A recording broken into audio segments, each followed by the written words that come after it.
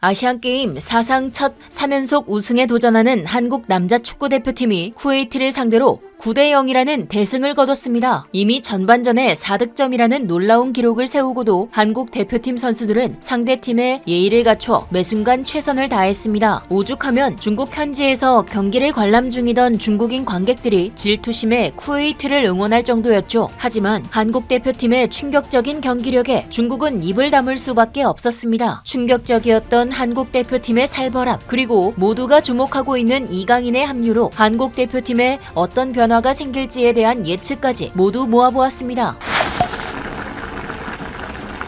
19일 황선홍 감독이 이끄는 아시안게임 대표팀은 중국 진화에 위치한 진화 스포츠센터 경기장에서 쿠웨이트와 맞붙었습니다. 30도의 기온에 74%의 상대 습도로 굉장히 무덥고 습한 날씨에 경기장 대부분은 관중석이 비어있는 상태였습니다. 아직 핵심 미드필더 이강인이 소속팀의 요청으로 합류하지 않은 가운데 현재 멤버로 실전 경기를 진행하는 건 처음이었기에 많은 우려와 기대가 쏟아졌죠. 4-2-3-1 전형을 꺼내든 한국은 최전방 공격수로 조영욱을 배치했습니다. 2선에선 정우영, 고영준, 엄원상이, 수비형 미드필더로 정우영과 백승호가 배치됐죠. 그 결과 정우영의 해트트릭과 조영욱의 2골, 백승호, 엄원상, 박재용, 안재준이 각각 한 골씩 득점하며 9대0이라는 놀라운 대승을 거뒀습니다. 승리가 확정된 후반부터 한국은 백승호를 빼고 서령우를 투입, 주전 선수들의 체력 안배까지 고려할 만큼 여유 있는 모습이었습니다. 쿠웨이트 선수들은 좌절에 빠졌고 에밀리우 페이시 감독은 경기 후 수준이 달랐다라고 한국 선수들에 감탄했습니다. 이 와중에 한국 선수들의 선전에 배가 아픈 이들이 있었으니 바로 현지에서 경기를 관람하던 중국인 관중이었습니다. 이들은 한국이 2대0으로 쿠웨이트를 앞서자 곳곳에서 노골적으로 쿠웨이트를 응원하기 시작했습니다. 짜요! 라는 응원 소리가 퍼졌고 쿠웨이트 측의 득점 실패에 아쉬운 탄성을 지르기도 했죠. 쿠웨이트가 반칙을 당할 때도 중국 관중들은 목소리를 높였습니다. 하지만 백승호와 정우영의 연속골로 0대4가 되자 중국 팬들은 모든 걸 포기한 듯 쿠웨이트를 응원하는 걸 포기하고 침묵을 지켰습니다. 일부 관중들은 스코어가 벌어지자 하나둘 경기장을 떠나기도 했죠. 중국인 자원봉사자들은 9대0이라는 스코어에 깜짝 놀랐다고 합니다. 그리고 경기가 끝난 직후 중국인들의 유치한 질투 어린 공격은 계속됐습니다. 황선홍 감독이 9대0 대승을 기록하고 기자회견에 참석하자 진행자는 돌연 다음은 대한민국의 홍선홍 감독이라며 발음 실수를 저질렀습니다. 해당 관계자는 한국어 능통자였기에 프로답지 못한 실수였죠. 또 장내 아나운서는 경기 중 대표팀 주장 백승호의 이름을 박승호라고 부르는 등의 모습이었습니다.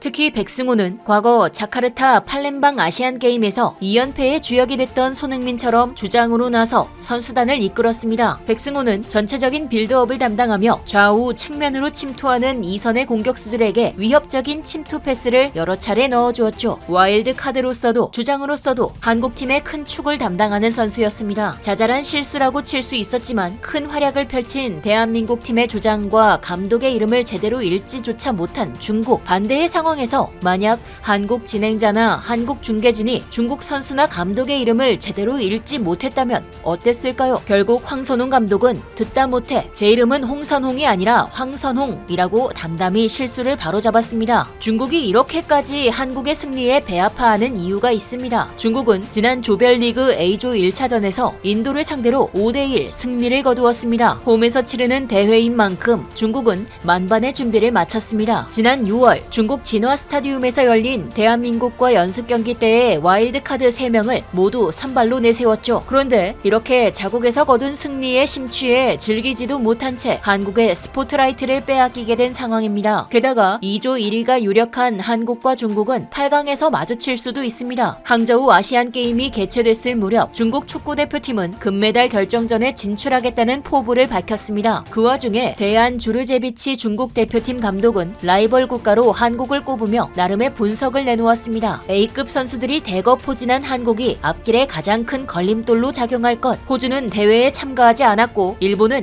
스타급 해외 선수가 빠졌다. 한국은 아시안게임을 우승하면 병역 면제 혜택을 받는다고 안다. 이어 주르제비치 감독은 이강인, 정우영, 백승호를 이번 항저우 대회 남자축구 주요 스타로 언급했죠. 이전부터 중국 축구는 한국 축구의 열등감을 자주 드러내왔습니다. 중국의 한 스포츠 방송에선 한국은 스포츠 정신이 없어 상대 선수들을 다치게 하는 플레이밖에 하는 게 없다고 날조를 하는가 하면 늘 한국 선수인 손흥민과 자국의 선수인 우레이를 비교하며 한국 축구를 비판해왔을 정도였으니까요. 중국은 물론 다른 국가대표팀들이 유독 관심을 갖고 있는 이강인의 합류 여부 역시 주목을 받고 있습니다. 이강인은 한국 대표팀의 9대0 승리 소식에 짧지만 기대감이 느껴지는 댓글을 다는가 하면 조영욱에게 좀 천천히 가도 되겠냐 라는 문자를 남기기도 했습니다. 조영욱은 농담 삼아 어림도 없는 소리 이강인이 빨리 와야 한다 라고 황선홍 감독과 함께 이강인의 합류를 오매불망 기다리는 중입니다. 특히 한국 선수들의 관심이 많은 중국 네티즌들은 이강인이 과거 프리메라 리가 발렌시아 1군 데뷔를 했을 때에도 PSG로 이적했을 때에도 질투 섞인 부러움을 보였습니다. 옆 나라는 17살짜리가 프리메라리 선발인데 우레이는 27살의 스캔들이 터지고 한국과 중국의 격차가 점점 벌어지잖아. 사진만 보고 중국 선수인 줄 알았는데 등의 반응을 보이며 여전히 한국에 대한 적대심을 드러냈죠. 이강인은 파리 생제르맹과 계약을 하면서 아시안게임 차출에 대해 합의가 됐지만 쿠웨이트, 태국전을 건너뛴 바레인과 3차전부터 출전이 가능한 상황입니다. PSG 측에서 이강인을 차출하는 걸 허용한 이유는 간단했습니다. 아시안게임에서 우승을 거두면 이강인의 병역 문제로 더 이상 골머리를 앓지 않아도 되기 때문이죠. 어쨌든 이강인은 PSG에서 최근 왼쪽 대퇴사두근의 부상을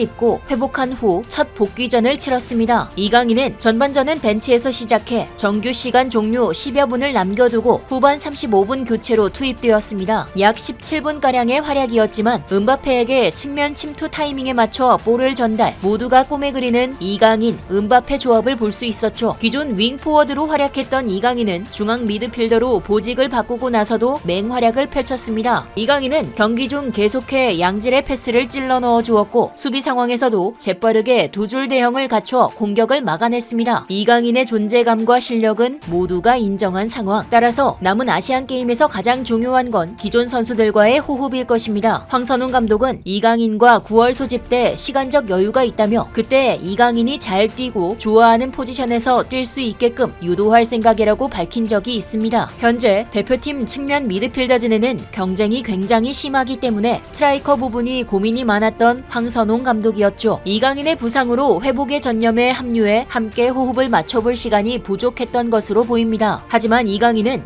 좋아진 몸 상태로 21일 대회 축구 종목이 열리는 중국 진화시에 도착해 현지 적응과 컨디셔닝을 거쳐 24일 바레인과의 3차전부터 투입될 전망이죠. 이강인이 빠진 상태에서도 탄탄한 공격력을 보여준 공격 2선. 이들 덕분에 부상에서 갓 회복한 이강인은 체력을 보강하고 훈련에 집중할 시간을 벌었습니다. 이강인이 상대 수비를 전부 부수고 스트라이커로 활약하는 선수는 아니기 때문에 이강인의 패스를 받을 박재용, 조영욱, 고영준, 송민규 등이 득점을 해주는 그림을 그려볼 수가 있습니다. 이강인이 빠진 경기에서 결정력과 돌파력을 증명한 선수들이 어느 정도 윤곽이 잡힌다면 나중에 이강인과 조합을 맞출 때 문제가 없겠죠. 쿠웨이트와의 경기를 무사히 잘 마친 한국 대표팀 선수들은 이번 결과에 만족하지 않고 다시 침착함을 지켜야 한다고 다짐하며 다음 경기를 준비하고 있습니다. 앞으로 남은 경기에서도 우리 선수들의 선전을 응원하겠습니다. 지금까지 얼큰한 뉴스였습니다.